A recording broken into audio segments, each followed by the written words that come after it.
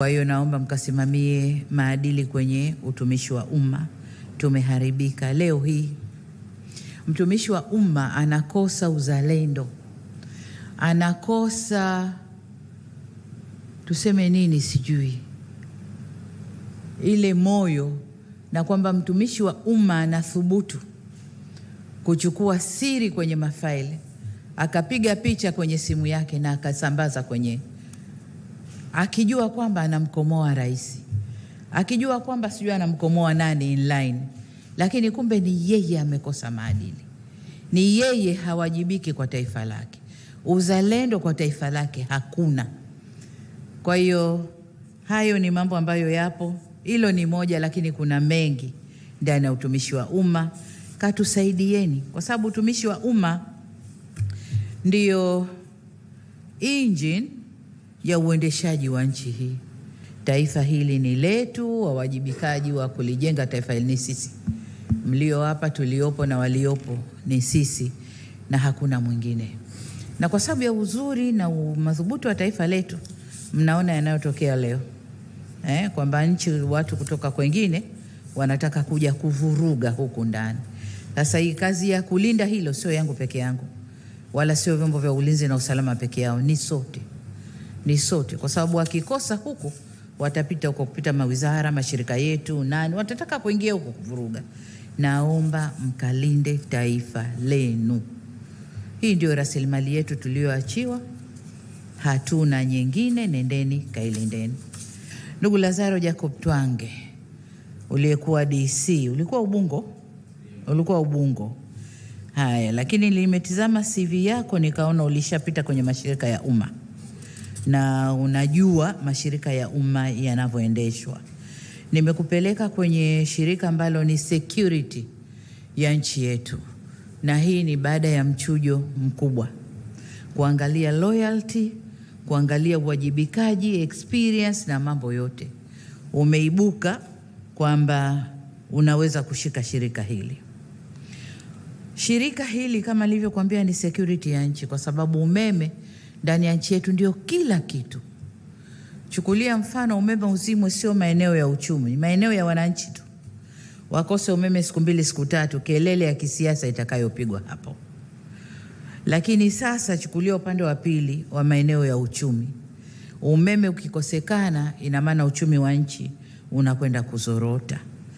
Tumefanya jitihada kubwa kama serikali ya kuweka uzalishaji wa umeme kwenye vyanzo kadhaa.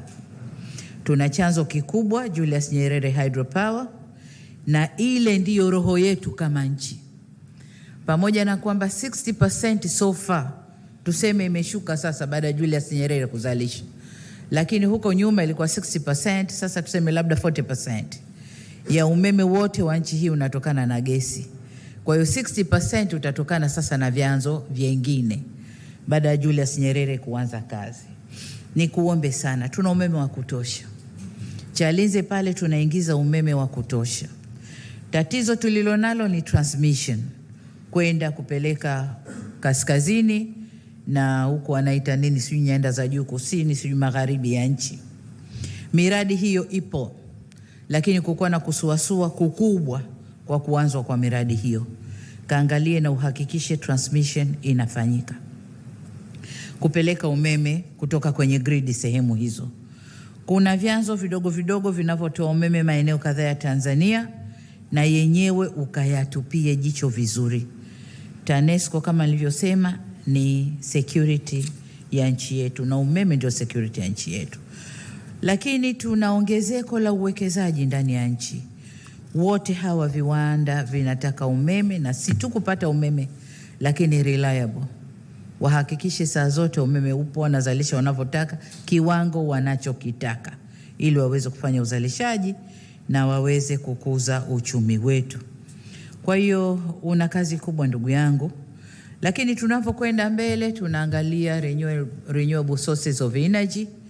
Ni kazi ya wizara kisera, lakini ni kazi yako katika utekelezaji.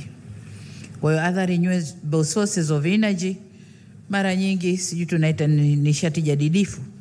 Tunashughulika na sola, jua, upepo na mambo mengine. Lakini ndani ya nchi yetu Mungu ametubariki uranium.